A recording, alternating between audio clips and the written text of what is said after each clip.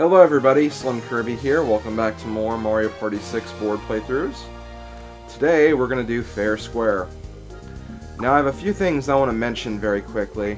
The first thing is, I just want to let you guys know that I am no longer going to do the Mario, Luigi, Wario, Waluigi tradition at the last board because, honestly, I really don't think it matters that much, and I just wasn't crazy about continuing that tradition, so yeah, I'm gonna stop that. I'm sorry if you guys really like that tradition, but I'll use those 4 characters in the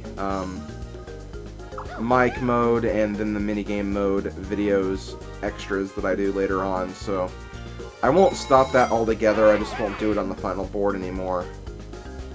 It just seemed like a tradition that really wasn't worth continuing. And also, since I have a very strong superstition about Peach and Daisy screwing things up, I didn't really want to use both of them in this board, and that is what I would have to do if I actually did do the tradition, so yeah, I'm canceling that tradition. Didn't really seem worth continuing, so I stopped it. And the second thing is, this is actually the second time I'm recording this. I actually recorded the entire board once already, but I did not like how the board came out. The commentary was very dull, it was very uninteresting. I did it when I first woke up, so right away, the first half was just kind of unbearable to listen to, so during the day, I just figured that, you know what, I didn't like that, and I didn't have a terrible time doing it, so it wouldn't be a bad thing if I, just redid it and did it again. Not a big deal if you ask me. So a few things I want to mention. First of all, this is actually Koopa Kid's last time in my Mario Party board playthroughs, because after this board, he's not going to be in the last board. And, well, he's not going to be in Mario Party 7 or Mario Party 8 because he stopped becoming playable after this game, so yep, we have to say goodbye to our good friend Koopa Kid. Although he never really was a friend. He started off as an enemy, then became a playable character for some reason. Even though there are multiple versions of Koopa Kid, so I guess in that retrospect, this one Koopa Kid was merely just a competitor, not really an enemy, but whatever. So yeah, this is the first time, or the second time of me doing this over. So, I do apologize if I make a few mistakes, like if saying, remember when this happened? Oh wait, that was in the old playthrough. So, I might do that a lot, but I'll try not to. So, Fair Square. Fair Square is a pretty interesting board. It's actually my favorite board in this game, which is another reason why I didn't mind playing through it again. The thing about this board is, if I go to the map, this map, not the other one, the star space is right here, and the star space never moves, which seems pretty straightforward. However, when you get to the star space, you have the option of buying multiple stars, as long as you have enough coins to pay for them. So during the day, the star is worth the standard 20 coin fee, so if you have 60 coins, you can buy 3 stars. If you have 100 coins, you can buy 5 stars. However, you can't go any farther than that. The maximum you can buy at once is 5. And then, during the night, the moon host guy will actually roll a dice block that will determine how much the star will be worth in the night. And that can be pretty helpful because the stars can either be more expensive than the 20 coin fare, or they can be even cheaper than 20 coin fare. I believe the lowest the stars can be worth is 5 coins, so if you have 25 coins and you go to the center when there's only 5 coin stars, you can easily get all 5 with just those 25 coins. Of course, though, if the stars are worth 40 coins, which is, I believe, the highest, you obviously need, a lot of coins just to get 5 stars. So, generally when the price is more expensive, you want to buy less stars, and when they're cheaper, you want to buy as much as you can. And in that regard, you're going to want to stock up on mushrooms, So, like, when the coins, you know, when the stars get less expensive, you're going to want to go to the middle as soon as possible.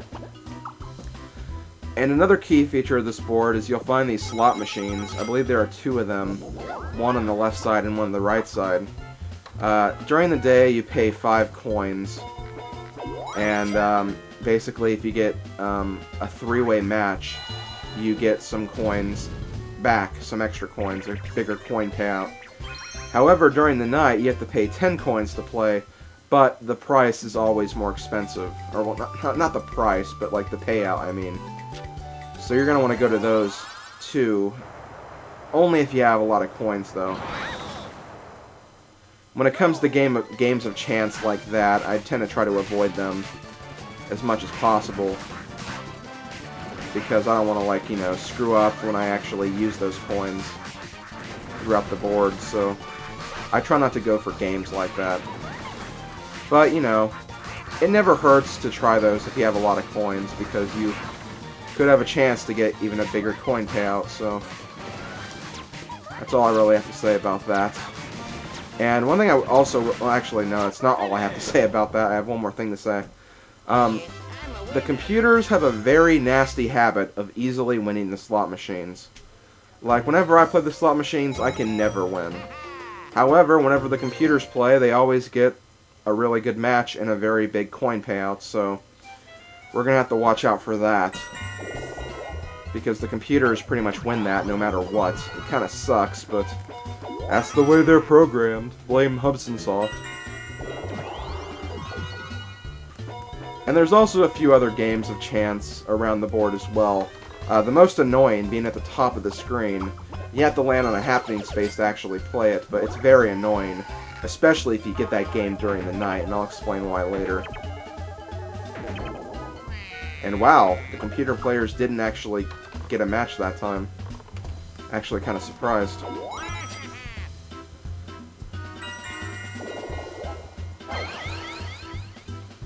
So, some things to talk about. Well, as I think I mentioned briefly in the last board playthrough, E3 is coming up, and it's actually going to be here in a few days now, so I believe E3 starts on the 15th, which is, I think, I don't know if it's Monday or Tuesday. I guess I have a computer clock right now. I could check really quick. Okay, no. It starts on the 15th, which is a Tuesday. And that is when I believe Nintendo's conference is actually going to be.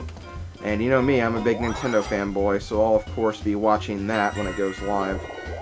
Every year I try to watch the live streams of the Nintendo conference because, well, I love Nintendo. I've always been a supporter of Nintendo, so that always gives me some enjoyment whenever I get to witness the live stream of the E3 event. I'm not really sure what to expect, though, because honestly, I mean, last year, Super Mario Galaxy 2, New Super Mario Bros. Wii, and Metroid Other M were obviously the big names of last year, and 2 of those games have already released, and then Metroid Other M is supposed to come out near the end of summer, which means they'll probably have some information on that, just like a little bit of information explaining a few things. But I'm not really sure what to expect. A lot of the people I talk to are pretty much saying that the new Zelda game is probably guaranteed to be mentioned during the conference, and yeah, I can probably say that. It has been a while since we've seen a console Zelda game. I mean, Spirit Tracks obviously came out less than a year ago, but still, I think we are due to see another Zelda game. Other games, I would like to see a few new Mario games. Mario Party 9, as I mentioned last time, and Castaway Bay, that's kind of overdue. And another game that I've actually been wondering about is Pikmin 3.